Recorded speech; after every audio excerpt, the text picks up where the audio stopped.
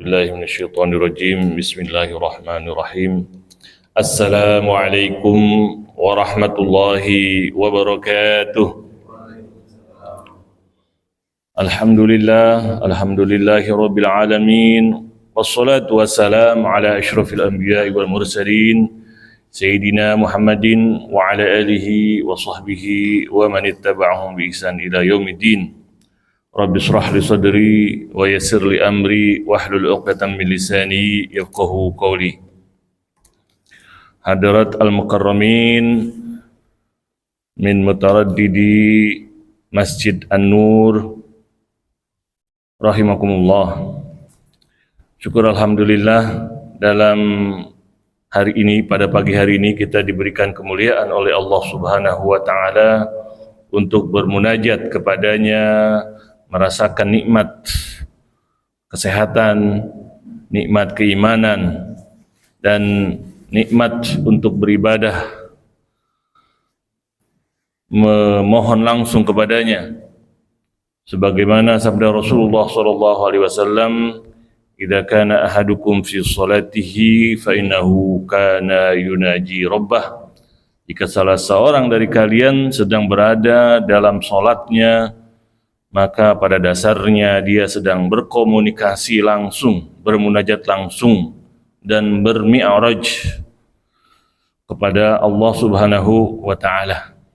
Sehingga dikatakan oleh Rasulullah SAW atau para ulama juga demikian, as-salat mi'rajul mu'minin. Salat itu adalah mi'rajnya orang-orang beriman. Di dalam kesempatan ini kita akan merasakan langsung bagaimana atau apa saja yang membuat revolusi di dalam keilmuan ketika keilmuan itu dipimpin oleh peradaban Islam.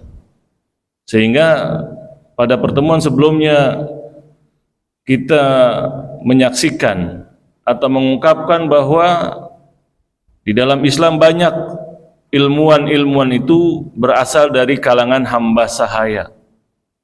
Bahkan orang-orang non-muslim juga mendapatkan panggungnya. Hingga orang-orang Yahudi juga sempat mendapatkan kehormatan ketika berada dalam naungan Islam. Sehingga ketika di dalam Al-Quran banyak sekali dijadikan Yahudi itu sebagai contoh untuk hati-hati jangan seperti mereka, atau diungkapkan tentang bahaya nanti permusuhan mereka. Maka sempat ulama itu heran karena mereka dapati Yahudi saat di dalam peradaban Islam itu mereka tidak pernah menjadi ancaman. Hanya pada masa Rasulullah betul pernah ada peperangan, tapi setelah itu selama 1000 tahun lebih Yahudi itu tidak pernah ada sesuatu bentrok, suatu ancaman, dan tidak ada kekuatan yang real. Tetapi di dalam Al-Quran disebutkan berulang-ulang kali tentang Yahudi, jangan seperti Yahudi dan sebagainya. Yang ada bentrokan kita itu dengan Nasoro. Nah ternyata di dalam masa kepemimpinan peradaban Islam, orang Nasrani, orang Yahudi merasakan kenikmatan, mereka merasakan kebebasan untuk menjalankan ibadah mereka, juga mengembangkan keilmuan. Jadi di dalam peradaban Islam, orang hamba sahaya merasakan menemukan jalan meraih kemuliaan dengan ilmu. Demikian juga orang Nasrani terpakai kalau mereka berilmu, sehingga banyak tokoh-tokoh Nasrani bahkan pada era-era awal dari Bani Umayyah, orang-orang besarnya itu, bahkan dokternya itu ada dari kalangan Nasrani. Demikian juga kalangan Yahudi. Sehingga di antara filosof yang terkenal adalah namanya Ibnu Mulka. Dia punya keahlian dokter dan juga kemudian belajar filsafat. Akhirnya terkenal sebagai filosof. Kemudian Musa bin Maimun juga terkenal sebagai filosof. Semua belajar dari ulama-ulama Islam. Jadi betul-betul di dalam peradaban Islam ini ilmu diubah sedemikian rupa yang sebelumnya pada masa Yunani, pada masa Romawi dia dijadikan ilmu itu hanya alat militer, alat kekuasaan.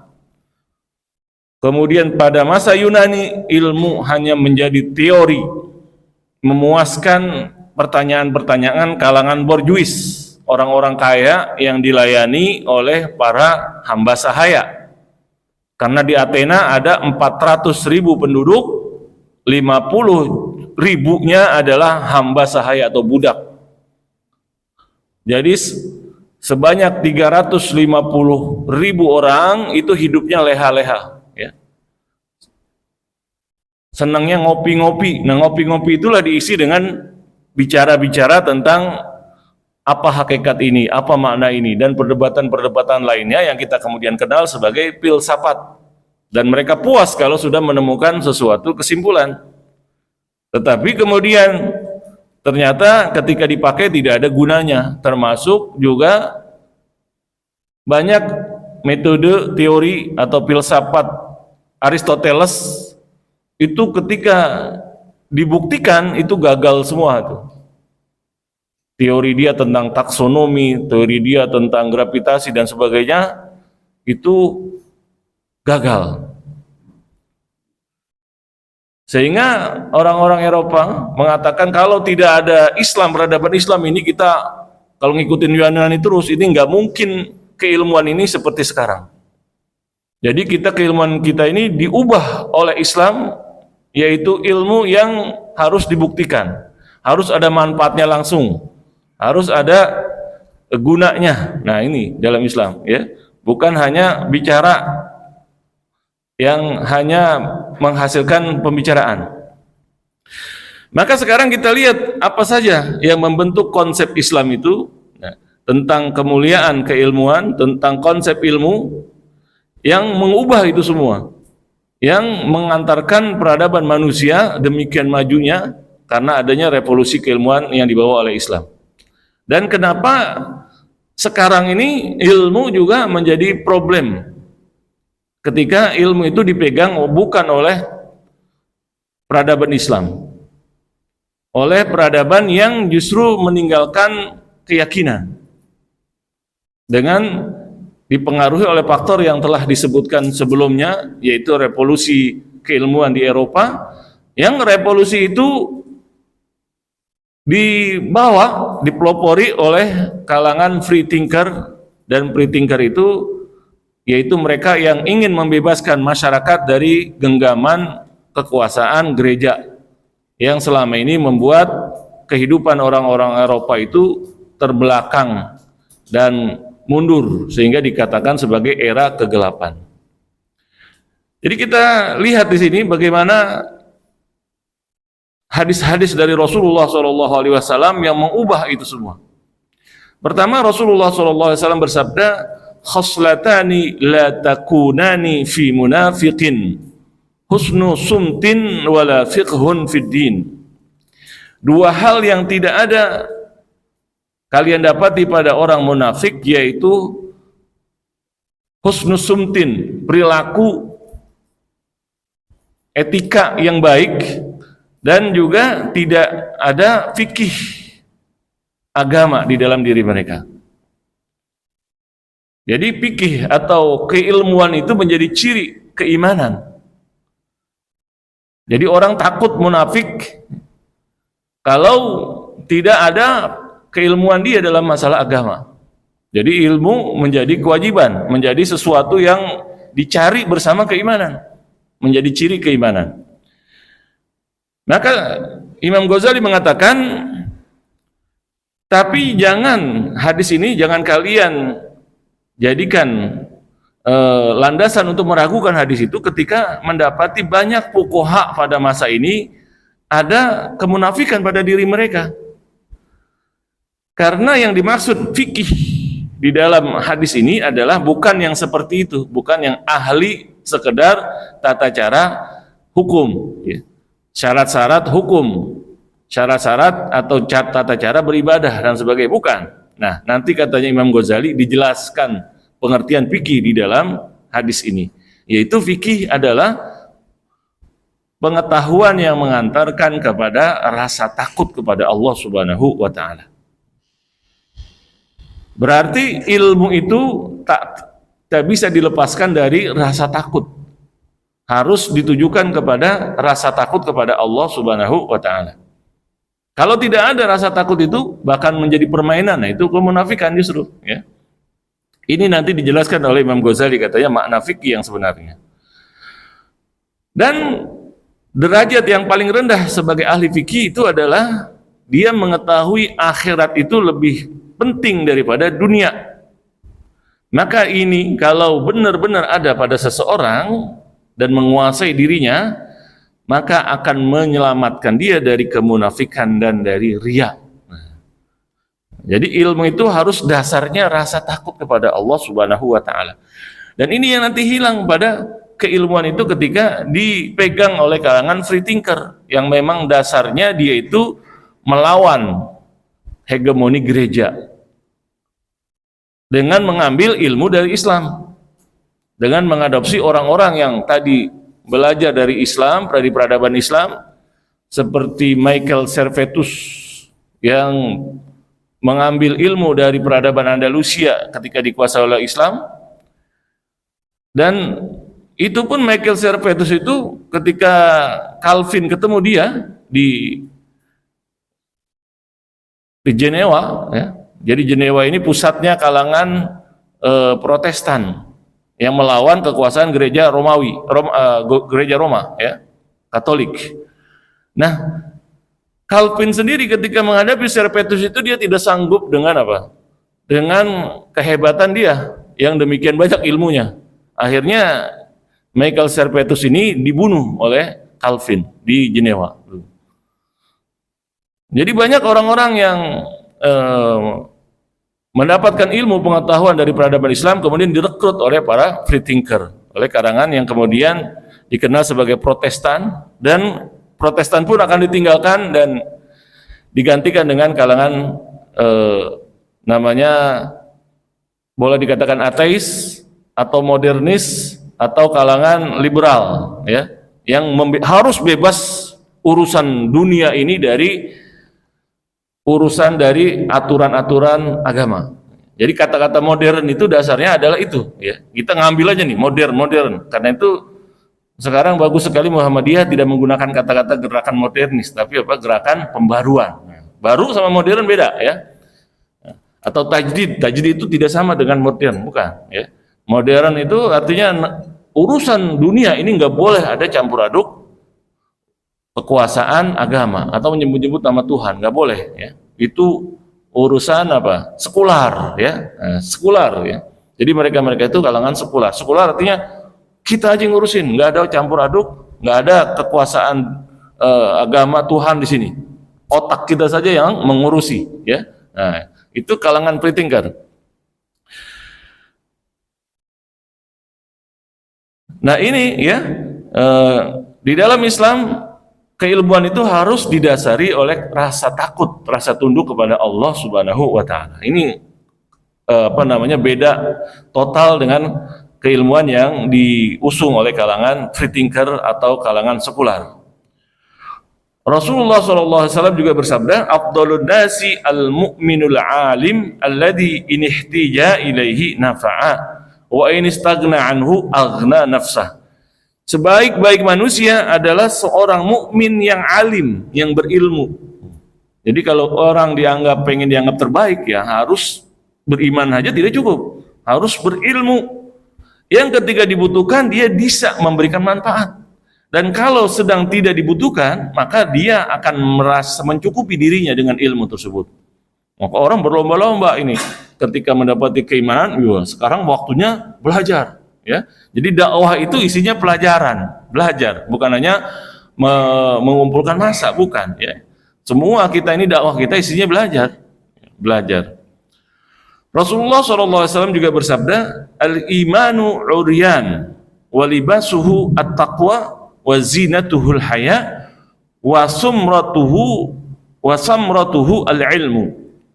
Iman itu telanjang, maka pakaiannya itu adalah ketakwaan. Kemudian hiasannya adalah rasa malu.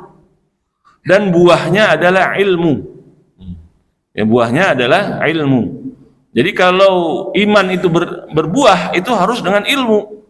Kalau iman tanpa ilmu, kacau balau. Kenapa sekarang orang dengan slogan kembali ke sunnah atau kembali kepada ilmu, tapi ngajakin berantem, galak sesama muslim? Karena slogan itu tanpa didasari dengan ilmu. Kembali kepada Quran dan sunnah, tetapi tidak mengikuti metode ulama-ulama yang telah diwariskan oleh kalangan salaf. Kalau dalam masalah hukum, ya usul fikih.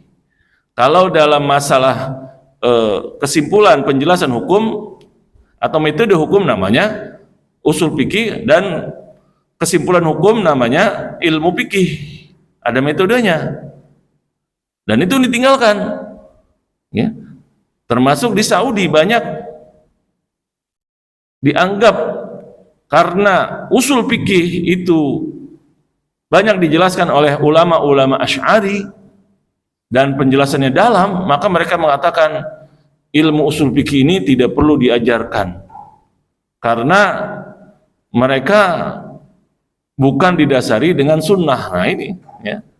Jadi sunnah itu dikontradiksikan dengan ilmu yang telah diwariskan oleh ulama. Padahal sunnah itu harus dijelaskan dengan ilmu. Kalau tidak dijelaskan dengan ilmu, maka terjadilah kekacauan. Ya. Dan ilmu itulah yang mengikat nanti slogan-slogan keimanan kita, perilaku kita, gerak-gerik kita di dalam beragama ini, apakah benar atau tidak. Bukan apakah dalilnya ada atau tidak, bukan. Dalil ada, semua kita punya dalil, yaitu Quran dan Sunnah. Cuman memahaminya, nah itu ilmu. Dan itu diwariskan oleh para ulama dan teruji. Dan terbukti tanpa ilmu terjadi kekacauan. Seperti kalangan Khawarij, membunuh orang, mengkafirkan orang. Jadi problem dunia Islam itu mengkafirkan, setelah mengkafirkan membunuh. Ya, yaitu kalangan Khawarij. Yang ketika dicek, mereka landasannya Quran, tapi pemahamannya salah. Maka para ulama berlomba-lomba membuat penjelasan itu semua yang kemudian dikenal menjadi ilmu secara spesifik. Maka ilmu itu yang dikatakan ilmu fikih, ilmu usul fikih, ilmu tasawuf, ilmu tauhid, itu rata-rata adanya dikodifikasikan, disusun itu abad ketiga. Abad 1, abad 2 itu belum disusun. Kenapa? Karena mereka penjelasannya langsung hasil dari interaksi para sahabat, langsung dengan tabi'in. Setelah itu hilang itu semua. Maka harus dipakai penjelasan ilmiahnya. Ada runtunannya, ada stratanya, ada pembabannya, ada pembagiannya, dan sebagainya. Nah, slogan kembali Quran dan Sunnah itu membuang itu semua dari nol. Mana dalilnya? Kemudian dalil itu dipahami sesuai pemahaman dia. Jadilah menghancurkan ilmu, kemudian membuat kesimpulan sendiri. Dan itu yang berbahaya. Jadi telanjang, iman kita jadi telanjang. Sabda Rasulullah SAW. Jadi iman itu harus diikat dengan ilmu. Maka Imam Bukhari, ya, ketika menjelaskan penjelasan yang pertama dari Sahih Bukhari, maka hadis-hadis yang diantara yang pertama itu setelah Badul Wahyi adalah tentang ilmu. Karena ilmu itulah apa saja gerak-gerik kita harus dengan ilmu. Kalau tanpa ilmu bisa bahaya, malah bisa kontradiktif seperti dilakukan oleh kalangan Khawarij, kemudian Mu'tazilah, kemudian Syiah. Ya. Kemudian Rasulullah SAW bersabda, "Aqrabun nasi min darajatin nubuwah ahlul ilmi wal jihad." Sepaling dekat manusia dari derajat kenabian adalah ahlul ilmi, para ulama. Yang tadi ngerti tadi begitu. Wal jihad, baru jihad. Maka tanpa ilmu orang kena ISIS, ya, ada kan yang jual hartanya bawa keluarganya pengen masuk surga, ikut ISIS, ternyata ditipu. Bahkan saya dipertontonkan ada orang Indonesia nembak dengan semangat, Allahu Akbar, nembak, mengeksekusi orang. Entah nih katanya nih anak, ini mahasiswa nih. Oh, dia terlibat ngikut ke rombongan itu, akhirnya jadi eksekutor. Jihad itu bukan mengeksekusi orang aslinya. Jihad itu untuk apa? Membantu, membela, jangan sampai dakwah ini, ilmu ini dibatasi. Jadi tujuan jihad itu membela supaya jangan sampai pengajaran ilmu ini dibatasi, dihalangi. Di samping membela kita, tubuh kita atau nyawa kita dari apa? Dari pembunuhan yang utama itu. Tapi yang aslinya jihad itu adalah kalau dakwah, kalau tindakan mengajarkan agama ini dihalangi, maka saat itu kita boleh berjihad, ya. Atau ada yang ingin menghapuskan Islam, boleh berjihad. Itu batasannya begitu, bukan tujuannya mematikan orang kafir. Orang kafir itu jadi objek dakwah. Orang Yahudi objek dakwah, bukan untuk dimusuhi, ya. Dia baru jadi lawan kalau dia melawan dakwah. Karena inilah kebaikan dunia dan akhirat, gitu. Jadi dia memerangi, baru kita lawan. Tapi kalau dia nggak memerangi, ya enggak. Kita ajak, tugas kita dakwah, ngajarin, ayo ya. Kalau nggak terima, ya itu hak dia. Tinggal kita bilang, ditanggung, kamu nanggung, tanggung jawab. Kita udah selesai menyampaikan ini, gitu ya. Nah, ahlul ilmi, kenapa mendapatkan kedudukan yang istimewa? Karena mereka fadallun nas ala ma ja'at bihi rusul. Karena mereka yang menunjukkan manusia apa yang dibawa oleh para rasul. Jadi perang itu bukan tujuannya ngajarin, ya, ngajarin manusia sebanyak mungkin jalan kebenaran, jalan keselamatan. Sehingga Rasulullah SAW ketika ada mayat dibawa, digotong orang, maka beliau bertanya, itu siapa itu? Orang Yahudi mati. Maka beliau sedih, bukan senang. Ya. Kenapa? Seandainya dia beriman kepadaku, maka dia dapat manfaat dari risalah yang saya bawa. Tapi dia nggak sempat beriman. Sampai orang mati di depan saya, di masa hidup saya, dan tidak merasakan keimanan. Kalau sudah bersyahadat, maka ada kemungkinan dipintakan syafaat, didoakan, dan berbagai macam cara untuk meringankan dia. Jadi seburuk-buruknya orang beriman, ya, semaksiat-maksiatnya orang beriman itu masih lebih baik daripada orang yang kafir. Maka kita, ya, misalnya kata Syekh Mutawalli Sya'rawi, ente berjihad ini ngapain? Membunuh orang kafir atau membunuh orang-orang yang ahli maksiat dengan apa? Meledakan pub. Empat orang pada minum, mabok. Nah, maka ditanya oleh Imam Sya'rawi, tujuan risalah kenabian itu apa? Untuk menyelamatkan manusia dari mana? Dari neraka. Dengan apa? Ngajarin ilmunya, bagaimana supaya selamat dari neraka. Kalau setan tujuannya apa? Supaya manusia nemenin dirinya masuk neraka.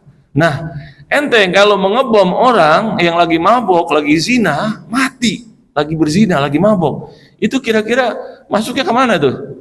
Ya ke neraka, ya.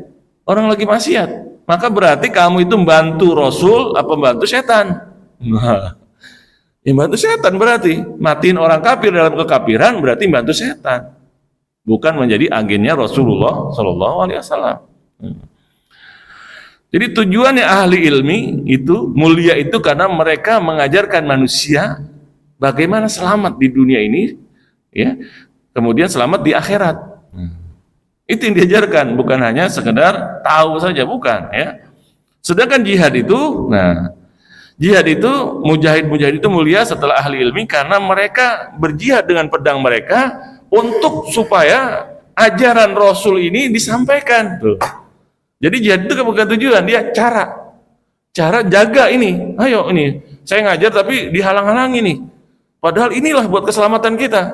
Seperti misalnya orang ngobatin orang sakit sekampung.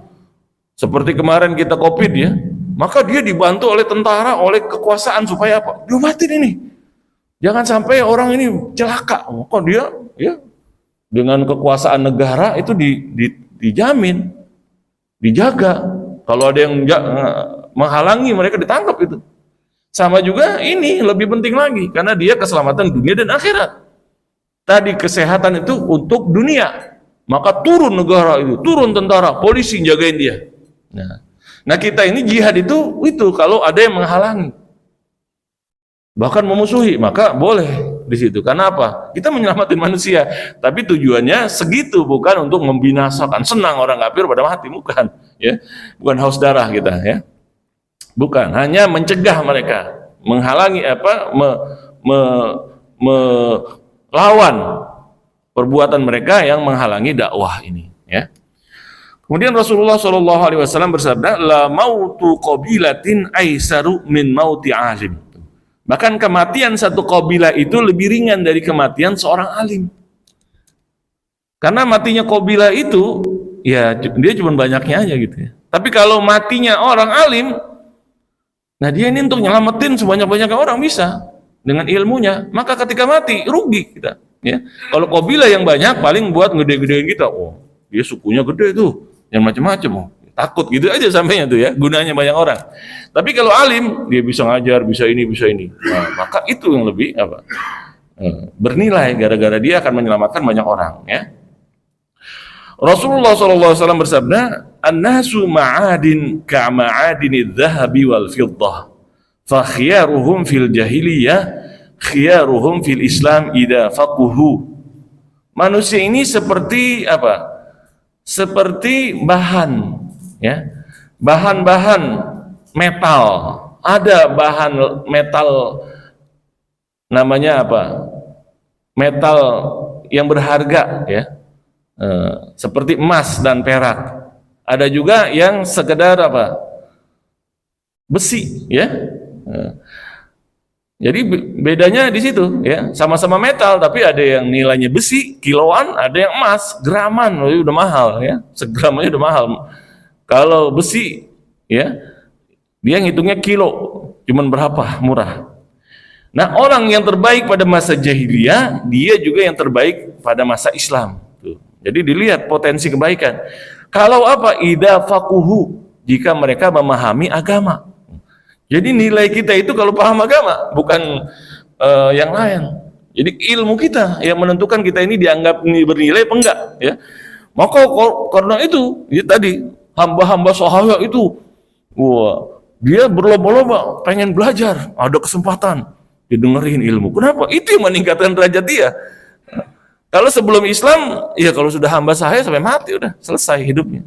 Tapi dengan Islam dia bisa meningkatkan derajatnya dibandingkan orang yang merdeka dengan ilmu, ya. Maka nanti banyak kejadian ketika dites ternyata dia mendalam ilmunya, mendalam kesalehannya, akhirnya dimerdekakan sama tuannya. Jadi gara-gara ilmu dia pada merdeka. Dan banyak ulama nanti keturunan hamba sahaya, banyak, ya, karena mereka menggantikan kedudukan mereka yang nggak ada nasabnya dengan nasab ilmu. Jadi kalian ini keturunan-keturunan orang mulia, ya, kami ini bagaimana untuk mengejar kemuliaan itu dengan ilmu. Dan mereka berhasil. Jadi terbuka luas ini ilmu ini, medan ilmu ini, ya, bagi siapa saja terbuka untuk mendapatkan kemuliaan. Leveraging manusia itu dengan ilmu dalam Islam. Rasulullah SAW bersabda, yuzanu yaumal qiyamah midadul ulama wa damus syuhada. Pada hari kiamat, tintanya ulama itu akan ditimbang bersama darahnya syuhada. Jadi darahnya syuhada kalau keluar dari tubuhnya, kalau perang, paling berapa liter kan? Tubuh kita ini berapa liter? 2 liter darah keluar gitu. Segitu. Nah, kalau tinta ulama sebanyak-banyaknya kita nulis, itu bisa berapa liter kan? Dan itu lebih mulia daripada damu syuhada. Jadi orang-orang pada berlomba jadi syahid. Enggak. Dulu berlomba-lomba jadi ulama. Ini nuntut ilmu. Karena apa? Darahnya lebih banyak. Tintanya. Dan maka karena itu di dalam peradaban Islam dikenalah literasi. Semua orang itu yang kaya-kaya punya perpustakaan. Baru di dalam Islam itu, di dalam apa? Peradaban Islam. Dulu enggak ada. Dulu ilmu itu rahasia. ya. Pada masa Fir'aun, ilmu itu namanya the secret, rahasia. Nah, rahasia. Hanya orang-orang dia aja yang bisa mengakses perpustakaan. Dalam Islam semua orang boleh. Semua orang menulis, semua orang mencatat. Wah, jadi literasi itu berkembang. Nggak ada orang buta huruf ya dalam Islam. Kita ini dulu juga kita nggak buta huruf pada Arapegon. Tapi karena ya kebijakan pendidikan di Indonesia waktu itu dipegang oleh orang-orang lulusan sekolah stopia dan sebagainya, kita lost di situ, akhirnya dianggap orang tidak belajar, tidak tahu huruf Latin itu buta huruf.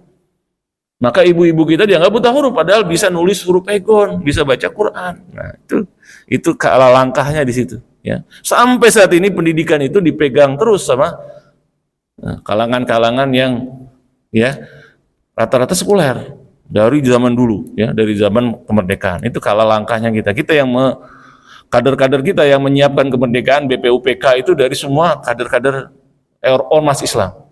Maka Indonesia ini dibangun oleh ormas Islam sebetulnya. Beda sama negara-negara lain. Ormas itu ada di negara. Kita ini ormas diri negara. Dan itu yang nggak ada di negara-negara lain. Dan itu yang sebetulnya harus kita jual ya sebagai soft diplomasi, ngajarkan bahwa ormas ini harusnya demikian. Ya.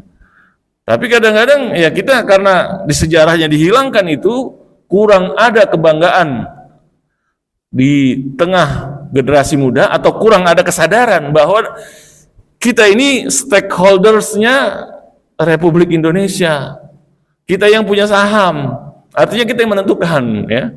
Maka sempat terjadi ada apa itu? Ada peminggiran, ada bahkan dianggap memusuhi dan sebagainya. Bagaimana kita yang mendirikan, masa kita sebagai yang ingin meruntuhkan? Mustahil. Nah, ini retorika itu sempat berkembang pada masa Orde Lama, kemudian Orde Baru. Ya, harus ini dikembalikan lagi.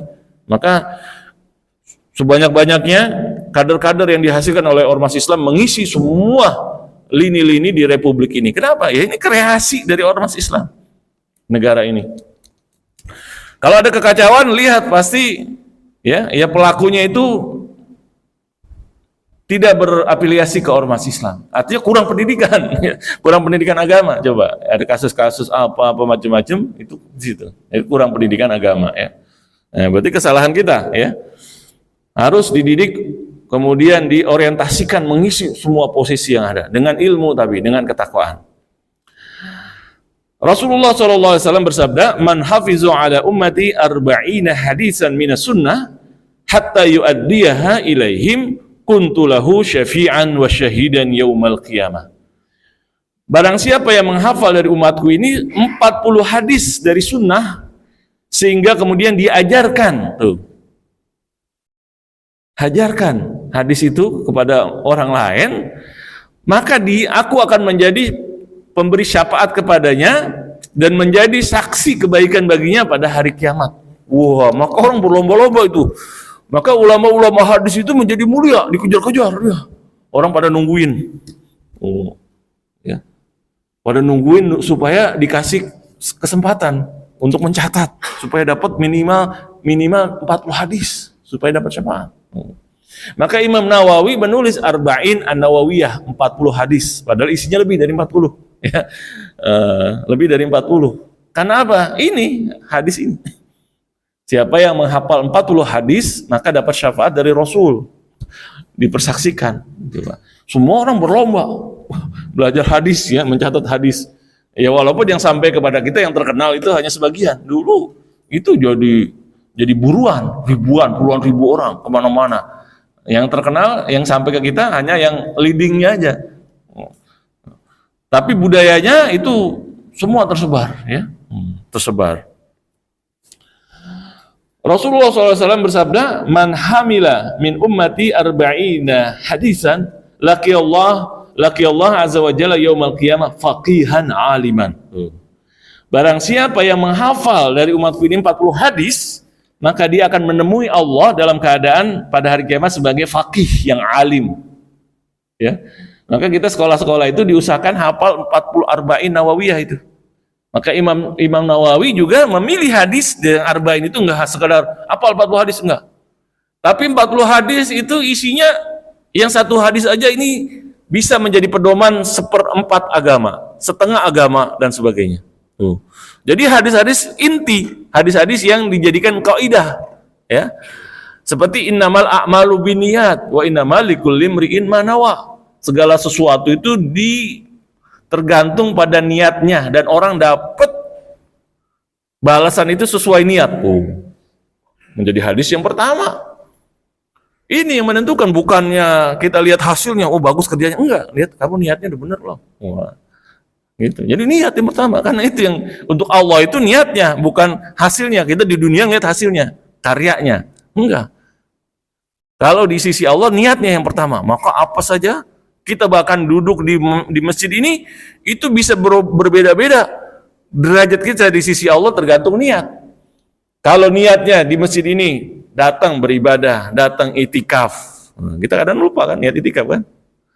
Jadi niat itikaf selama ada di masjid, niat untuk bersilaturahmi, niat untuk belajar, niat untuk zikir, niat untuk meningkatkan ibadah dan seterusnya banyak. Maka beda orang yang cuma niatnya sholat aja, atau lupa niat, pokoknya sampai di sini sholat dah, nggak ada niat di rumah, beda. Maka yang tadi niatnya dari awal ada 10 niat, 20 niat, itu setiap jalan itu setiap langkah itu pahalanya beda. Tuk tuk tuk tuk tuk, tuk. Duduk di sini setiap detik itu beda nilainya tuh, ya. Jadi niat ini yang mempengaruhi, dan itu yang diletakkan di arba'in an-nawawiyah, ya. Karena dasarnya kita niat. Nah itu namanya fikih, kita paham agama. Ya. Nah, dari awal sekali, dari gerak, dari hati kita. Ngapain kita ini? Tujuan untuk apa? Wah. Jadi melipat gandakan, kita sholat sunnah. Bisa sholat sunnah itu niatnya banyak. Sholat sunnah, qobliyah subuh, bersama niatnya sholat taubat. Sholat syukur, sholat apa terus, bisa. Satu sholat sunnah itu niatnya boleh, sunnahnya berapa biji boleh. Jangan satu niat aja. Tapi kalau wajib satu doang, satu aja nggak boleh. Niatnya sholat subuh sekalian sholat zuhur, nggak boleh, ya, nggak boleh ya. Tapi yang sunnah boleh, ya. Jadi kita kerja juga, kerja ke kantor, niatnya apa? Dapat rezeki misalnya, ya sedikit itu mah. Tapi niatnya apa? Untuk menjaga keluarga, kemudian mendapatkan yang halal, kemudian untuk beribadah dengan kerja, kemudian untuk memberikan manfaat kepada kaum muslimin, kemudian menjalankan ilmu. Banyak. Jadi sebelum kita jalan kerja, sebelum kita ngapain itu niatnya dikendalikan dulu. Maka kita kerja dalam keadaan gembira. Kenapa? Kita lebih dapat dari Allah itu dibandingkan apa? Yang dari tempat kita. Karena apa? Ya kita niatnya banyak, bukan itu doang. Nah, jadi kita gembira terus, ya, gembira terus. Kita punya rahasia yang orang-orang nggak tahu. Orang ngejar itu aja orangnya. Kita enggak banyak. Kita kemari jalan ke sana kemari itu berlipat-lipat ganda balasan dari Allah Subhanahu wa taala. Ya. Dengan apa itu? Dengan ilmu. Nah, tahu. Nah, ini ilmu-ilmu begini nih yang mempermudah, yang melipat gandakan, itu yang diajarkan para Rasul. Nah, Rasulullah SAW bersabda, "Man tafaqqaha fi dinillahi azza wa jalla kafahu Allahu ta'ala hammahu wa razaqahu min haitsu la yahtasib." Barang siapa yang tafakuh dalam agama Allah, mempelajari ilmu tentang agama Allah, niscaya Allah akan cukupi baginya kesibukannya atau kebingungannya. Ya, tadi kita kalau sudah niat begitu, tahu caranya niat, maka kita enggak lagi ada iri sama orang. Oh, gajinya gede, ya ini wah ditingkatkan ininya, dipromosikan dan sebagainya. Biasa aja. Kenapa ya? Kita gajinya lebih gede dari Allah nih. Dengan niat begini kita nyengir aja kita, ya. Itu mah bonus doang itu, ya. Wal asri innal insana lafi khusr. Manusia itu rugi. Illal ladina amanu. Kalau dapat iman, kita ada kuncinya tuh, mulai. Wa amilus sholihat. Baru beramal soleh. Kalau amal soleh dasari keimanan, apalagi amal solehnya tadi dilipat gandakan dengan niat. Wah. maka gembira semua hidup kita ini. Apalagi misalnya Rasulullah SAW bersabda, ada hadis, ya Rasulullah, saya dengar salawat itu sangat bagus. Bagaimana kalau setengah dari zikir saya itu isinya salawat? Maka Rasulullah bilang, bagus. Tapi kalau lebih banyak lagi, lebih bagus lagi. Hah? Lebih banyak lagi dari setengah. Bagaimana kalau 2/3-nya? Bagus. Tapi kalau lebih banyak lagi, lebih bagus. Kalau 2/3 nggak ada lagi udah selain semuanya. Bagaimana Rasulullah kalau semuanya salawat isinya, zikir saya? Maka Rasulullah bersabda, idan tukfaham maka wa yufaru laka dambak. Tuh. Maka kalau engkau lakukan zikir kamu semuanya selawat, maka problematika kamu selesai semuanya. Stres, pusing, mikirin rezeki, mikirin anak, mikirin dunia, hilang semua. Hatinya ini akan dirasakan kedamaian, gembira, terus ya, mukanya cerah. Rahasianya selawat. Wa yughfaru laka dzambak, dosa-dosamu juga diampuni. Jadi tubuh kita ini menjadi alat untuk mendapatkan kebahagiaan dunia dan akhirat. Rezeki juga datang tuh tanpa kita sadari. Orang-orang yang baik-baiknya juga ketemu. Kenapa selawat? Ada magnetnya, ada apa itu? Ada sensornya, ketemu sama-sama yang baik. Kita kadang-kadang ketemu, ada yang menipu, ada yang iri, ada yang dengki, ada yang kayaknya baik, ternyata nggak baik. Nah, kenapa ya? Kitanya sendiri juga sensornya jelek. Maka memperbaiki sensor kita dengan salawat. Itu rahasianya. Idan tukfaham maka kebingungan kamu, problematika kamu itu selesai. Tuh, kalau udah isi selalu salawat. Kapan? Alladzina yadhkurunallaha qiyaman wa qu'udan wa 'ala junubihim. Yaitu yang zikir kepada Allah qiyaman, berdiri, qu'udan lagi duduk, dan lagi lebahan. Jadi semua nggak ada batasnya. Ya, nggak ada batasnya itu. Kalau zikir itu nggak ada batasnya. Nah, baru dengan anak-anak sekarang bid'ah karena Rasulullah nggak menyentuhkan. Kita standarnya Quran tadi, alladzina yadhkuruna qiyaman wa qu'udan wa 'ala junubihim. Nah itu. Ini di Quran sama hadis dipisah. Akhirnya kamu nggak bisa ngambil pelajaran dari Al-Quran. Nah itu karena pisahnya ilmu kamu itu. Nah gitu ya. Apa-apa nggak sesuai sama Rasulullah. Bid'ah ini bid'ah. Kita standarnya dari Quran dulu. Nah Quran itu namanya kaidah umum. Ya, termasuk salawat. Ya innallaha wa malaikatahu yusholluna 'alan nabi. Ya ayyuhalladzina amanu shollu alaihi wasallimu taslima. Itu Quran juga. Sesungguhnya Allah dan malaikatnya selalu bersalawat kepada Rasul. Maka hai orang beriman, selawatlah dan bersalamlah kepadanya. Nah, Imam Qurtubi mengatakan selawat, artinya selawat itu kan apa itu? Kita minta, ya Allah selawatlah untuk dirinya, untuk Rasulullah. Nah kalau Allah, selawatnya Allah itu apakah minta kepada Allah? Bukan, selawat Allah artinya bukan minta tapi memberikan. Tuh. Bukannya minta lagi, memberikan. Nah di sini digunakan ayat Al-Quran yusolluna, artinya apa? Fi'il mudhari. Fi'il mudhari itu maknanya present continuous tense, sekarang terjadi dan terus-terusan. Berarti nikmat, rahmat, hidayah, anugerah terus diberikan oleh Allah kepada Rasulullah. Kemudian malaikatnya apa? Malaikat selawat juga apa? Rasul sambil malaikat minta, tambahin ya Allah, tambahin. Maka supaya dapat itu, ya ayyuhalladzina amanu shollu alaihi wasallimu taslima. Hai orang beriman, berselawatlah dan bersalamlah kepada Rasul. Maka kita minta, ya Allah, salawatlah tambahkan salawat untuk Rasulullah. Kan Allah lagi berikan. Terus kita manfaatnya apa? Nah, manfaatnya sabda Rasulullah SAW, man shalla alayya salatan sallallahu alaihi ashran. Barang siapa yang bersalawat kepadaku 1 kali, maka Allah akan berselawat untuknya 10 kali. Tuh.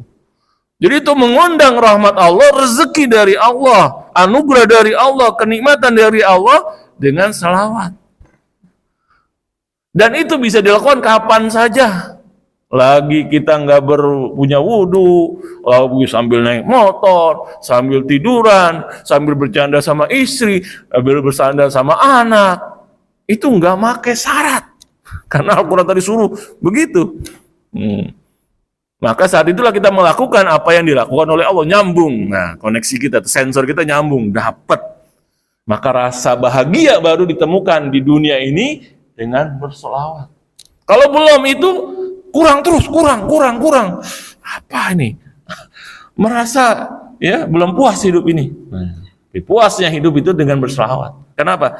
Karena roh kita itu dapat anugerah itu yang kita nggak lihat. Kita nggak lihat kasat mata ya. Jadi ini namanya tafaqquh fiddin, kafahullah ta'ala hammahu. Jadi orang belajar agama itu tanda-tandanya dia hilang tadi problematikanya. Kalau belajar agama makin galak sama orang, makin mengkafirkan, makin lihat orang itu salah semua. Nah, salah belajar ini, salah guru. Karena aslinya tafaqquh fiddin itu menghilangkan apa? Stres, bingungan, bahkan penyakit dalam hati. Wa razaqahu min haitsu la yahtasib, dan Allah akan memberikan kepadanya rezeki dari arah yang dia tidak duga-duga. Nah, jadi sensornya benar ya. Kalau belajar makin galak, nah sensornya salah ini. Ya. Gear big in, gear big out. Masuknya sampah, keluarnya sampah juga, ya. Karena itu kita harus belajar itu dengan apa? Dengan ilmu yang diajarkan dari salaf yang bersanad. Bukan hanya mana ada hadisnya, ini sesuai sunnah. Oh enggak, tar dulu sesuai sunnah, ya siapa yang ngajarin? Nah, kita gara-gara slogan sunnah menjadi galak sama orang, wah tuh salah arah itu. Makin maka bapaknya dimusuhi gara-gara apa? Katanya tidak sesuai sunnah. Wah ini salah ajaran ini, salah ajaran ini ya. Sama siapa gurunya nih? Hati-hati ya. Baik, ini ya kita sudah jam 6 ya. Barangkali bisa diteruskan dengan tanya jawab ya, Pak Saiful. Ya. Baik, terima kasih.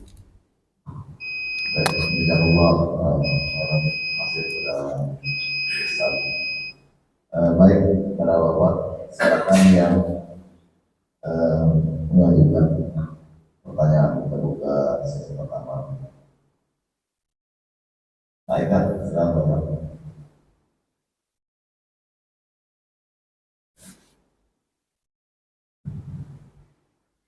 Assalamualaikum warahmatullahi wabarakatuh. Waalaikumsalam warahmatullahi wabarakatuh.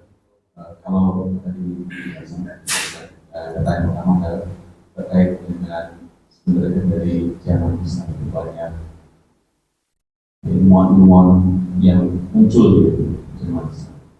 Tapi kok terkenal itu pada saat yang modern, nama-nama yang terkenal, padahal kan ilmu-ilmu itu sudah ada dari Islam. Apa bisa terjadi seperti itu? Apakah ilmunya tidak bisa diimplementasikan dan diimplementasikan hanya di pada masa Romawi yang modern lah gitu, sehingga misalnya Islam meskipun sekarang memang udah terbukti gitu bahwa ilmu Islam itu juga ilmu itu semua diawali oleh ilmu Islam. Yang pertama, yang kedua tadi seperti disampaikan bahwa ada iman kemudian dibungkus takwa menghasilkan buahnya kepada ilmu. Apakah seperti itu atau iman dibangun dengan ilmu menghasilkan takwa yang memang semuanya itu ada ilmunya, bagaimana beriman, bagaimana bertakwa, ada takwa. Ya. Waalaikumsalam warahmatullahi wabarakatuh. Ya, ini dulu ya. Baik. Kenapa seakan-akan baru terkenal sekarang? Nah, jadi pertama mereka sudah terkenal pada masanya. Yang sampai ke kita itu juga sebagiannya. Kemana sebagiannya lagi? Gerakan yang besar itu sebagian hilang, banyak hilang pada masa kekuasaan diserangnya oleh Mogul. Yang dikatakan sungai di sana itu, ya Dajlah itu sampai hitam. Kenapa? Tinta pada apa? Pada meleleh. Bahkan tumpukan-tumpukan buku itu dijadikan jembatan untuk kuda-kuda. Demikian besarnya. Jadi gerakan literasi itu demikian besarnya. Maka yang sampai ke kita itu hanya sebagian. Dan yang sebagian itu pun diambil juga oleh orang Eropa. Saat mereka berkuasa kuat, jadi mereka mengambil ilmu-ilmu terapan dan mereka menjadi kuat secara militer. Maka di antara program mereka adalah mengumpulkan manuskrip-manuskrip, dibawa lari ke sana. Termasuk manuskrip dari kita, Babat Tanah Jawa ada, Lagalego di sana. Mana Lagalego? Kita nggak kenal kan? Itu epik yang lebih gede dari Mahabharata, terbesar di dunia Lagalego. Tapi kita nggak menikmati, nggak ada terjemahannya, nggak ada apanya. Kenapa? Hilang. Manuskrip-manuskrip di Keraton Jawa, Yogyakarta banyak dibawa ke Belanda. Itu yang dicuri. Jadi memorinya dicuri, ya, memori sejarahnya dicuri. Kemudian mereka dipelajari oleh mereka, itu namanya sains, ya. Ada buku tentang falahah, tentang cara pertanian. Udah ada buku tentang pertanian, ada ilmu hial, robotika, ada. Al-Jazari, ada. Ilmu apa, termasuk algebra. Mereka pelajari dulu. Maka jadilah algoritma. Ilmu irigasi, pertanian, agriculture dan sebagainya. Udah jadi, maka mereka yang mengajarkan. Jadilah kita berguru sama mereka. Kita dijajah, kemudian juga nggak diajarin juga. Mereka maju, kaya, mencuri dari kita. Akhirnya mereka mulailah buka kesempatan ngajar kepada kita. Kita ini sekolah oleh Belanda baru dibangun pada tahun 1901. Ketika Ratu Wilhelmina diangkat jadi ratu, di antara gerakan dia ada namanya Trias,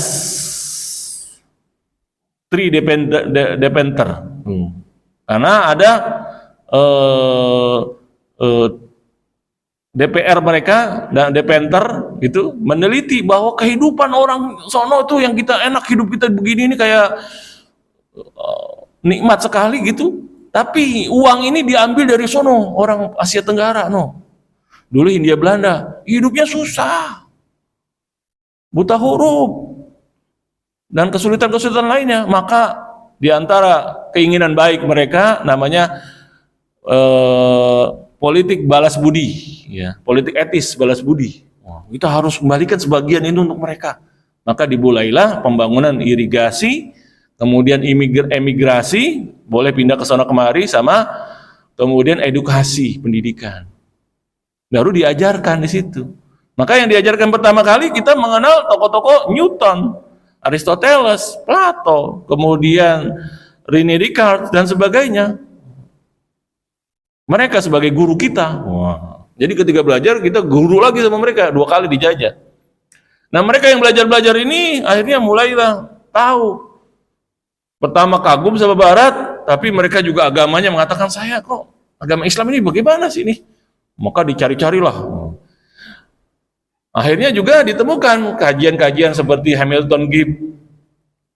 Maka akhirnya mereka ngambil persaksian dari para orientalis, seperti Pak Nasir misalnya, kata Hamilton Gibbs, Islam itu bukan hanya agama tapi peradaban.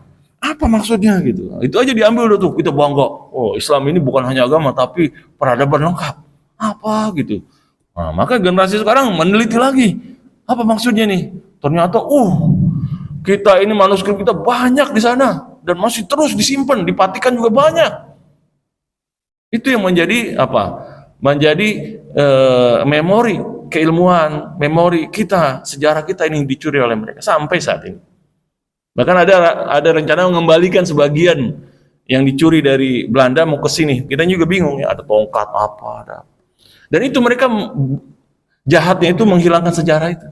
Maka kita meniti sekarang menyusun sejarah baru. Sedapat-dapatnya dah. Sedapat-dapatnya. Seperti di Ponorogo sebagai kebanggaan kita oleh Peter Carey itu diungkapnya katanya dia pernah minum, pernah apa, supaya kita nggak bangga. Padahal apa maksudnya? Ya. Atau dia perang di Ponorogo itu yang selama 5 tahun yang membuat bangkrut Belanda itu katanya gara-gara tanah warisannya kena kegusur. Begitulah. Jadi kita nggak bangga ada sejarah kita. Itu yang dihilangkan. Maka kita harus membongkar lagi sejarah kita sendiri dengan pemahaman kita sendiri. Harus rajin, ngerangkai lagi. Dan baru sekarang kita ketemu ternyata Aristoteles, Plato, Socrates itu nggak ada apa-apanya dibandingkan ulama Islam. Bahkan sekarang di YouTube ada namanya Nelson deGrasse, seorang fisikawan dari Amerika. Dia katakan, dulu Islam itu kalau kita pelajari astronomi, banyak nama-nama apa? Nama bintang, planet itu namanya tokoh-tokoh Islam. Kenapa? Memang dulu hebat sekali. Nah, diakui gitu. Terus kenapa sekarang hilang? Gara-gara Ghazali katanya. Wah, Ghazali jadi sasaran tembak. Imam Ghazali. Dia inilah yang mematikan keilmuan dalam Islam. Nah, ini fitnah. Karena Imam Ghazali lah ini yang membongkar kelemahan filsafat Aristoteles, Plato, Socrates. Jadi dunia ini terbebas dari belenggu otak yang dibangun oleh Aristoteles, Plato, Socrates yang tadi mematikan orang.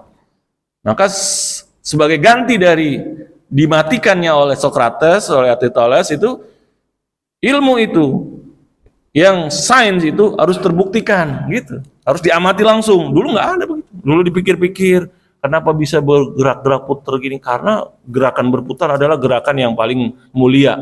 Kata dia tuh. Aristoteles ngomongnya begitu. Jadi nggak empirik dia mikirin aja gitu. Kemudian dia coba tafsirkan dan diterima orang-orang. Dan itu merusak ilmu sebetulnya. Tetapi kita sekarang belajar ilmu, sejarahnya pasti diawali apa? Filsafat Yunani, kemudian para Renaissance Eropa, ya, Isaac Newton, kemudian René Descartes, penemu Louis Pasteur dan sebagainya. Baru kita jadi muridnya yang kecil gitu. Malu, Islam kok terbelakang. Nah, itu yang dia pengenkan. Maka harus diubah itu semua. Imam Ghazali inilah otaknya yang mengubah tadi konsep keilmuan. Dan ini yang berusaha mereka tutupi dan diserang di mana-mana, bahkan oleh mereka yang ngaku Islam. Jangan belajar Ghazali, apalagi Hilmuddin, banyak hadis dhaif. Ini kita belajar hadis semua ini. Banyak kan dia sama hadis kamu. Ini lebih hadisnya yang ada di Hilmuddin itu sama dengan lebih dari Ibnu Majah. Sunan Ibnu Majah tuh 4.000 lebih hadis. Ada karangan isinya 40.000 hadis, berarti hadis semua. Gitu. Jadi ketika ada doib banyak bahkan tadi yang saya bilang sebelumnya ya. Karangan ilmu kitab tauhidnya Syekh Muhammad bin Abdul Wahab isinya doib banyak sekali, padahal hadis kitabnya kecil dan itu jadi pedoman. Itu doib. Itu buat nyerang umat Islam, nyalahin umat Islam dengan hadis doib. Maka ketika ada pengajian di PII, saya ungkapkan itu kaget. Jadi kita ini pada berantem ini gara-gara hadis doib ini. Nah itu kamu nyalahin Imam Ghazali doib, kamu yang berpedoman hadis doib. Ya gitu kan. Cuman kemarin kita takut karena apa? Ya berkuasa, didukung oleh kekuasaan. Takutnya nggak bisa umroh gitu kan. Urusan umroh, itu dia tuh yang musuhi ini. Jangan dikasih umroh. Nah, kita kan pusing juga kalau nggak bisa umroh kan. Jadi ya pura-pura tahu, nggak tahu aja lah gitu. Baru sekarang ya pemerintahnya berlepas diri dari ajaran itu ya. Jadi begitu. Jadi kita ini akhirnya baru tahu. Ya udah ada. Mereka Barat lebih tahu. Bahkan Thomas Brifol mengatakan, pokoknya semua konsep-konsep empirik apa itu semua dicuri katanya dari sono, dari Islam. Charles Bacon, Roger Bacon, ya, Charles Bacon itu adik kakak. Itu ngambil, itu cuman tukang fotokopi aja daripada Islam. Nah ini juga kita nggak kenal tuh, ya. The Making of Humanity-nya Thomas Brifol itu kita kurang diajarin. Hilang dalam kita, dalam sejarah kita. Harusnya itu yang diangkat tuh, pernyataan mereka sendiri. Termasuk yang kita kemarin itu Lynn White ya mengatakan kaidah-kaidah ilmiah itu dari Islam mereka. Dia tahun 50 nulis itu, ngakuin kalau mereka tahu ya, gitu ya. Ya kemudian tadi konsep tentang apa? Hadis ya, bahwa samratuhu ala ilmu. Ya bisa kita maknakan samratuhu artinya buahnya yang benar-benar itu dirasakan kalau dilakukan dengan ilmu. Nah, gitu. Jadi tanpa dengan ilmu bisa salah. Seperti apa? Ya tadi orang bergabung ISIS karena baca hadis, baca ayat Quran tentang jihad. Wala tahsabanna alladziina qutilu fisabilillahi amwat bal ahya. Oh. Jangan sangka orang yang mati di jalan Allah lagi perang itu mereka mati, enggak, tapi hidup. Walakin la tash'urun. Itu kalian enggak merasa. Mau pengen kan? Enggak, itu ya, jihad itu enggak semudah itu. Ada ilmunya, ada ilmunya. Jadi satu ayat, satu hadis dijadikan pedoman, dijadikan gerakan, malah membahayakan. Jadi harus samuratuhu, ya, baru dirasakan betul-betul buahnya kalau dijalankan dengan ilmu. Nah, jadi di dalam Sahih Bukhari ya ada judul Imam Bukhari itu al-ilmu qoblal qawli wal amal. Ilmu dulu sebelum ngomong, sebelum kerja. Jadi apa-apa itu harus sesuai dengan ilmu. Dan sekarang dunia modern apa-apa harus sesuai dengan aturan, dengan SOP, dengan apa, dengan kita udah dari dulu ngajarin. Bahkan sekarang konsep di Cina ya itu dua, rukunnya Cina itu dua. Pertama ateisme, yang kedua adalah apa? Sains, harus sesuai dengan sains. Itu dua dia sekarang rukunnya. Jadi ateisme, kemudian ateisme atau komunisme gitu ya. Kemudian sains, itu pun komunismenya sudah diubah juga dengan apa? Kapitalisme. Ya, kapitalisme yang terpimpin lah gitu ya. Sama sains tuh, artinya harus yang sesuai sains akan diambil oleh Cina. Jadi akidahnya itu sekarang. Ya. Jadi harus dengan ilmu, apaan aja. Baik ya, terima kasih.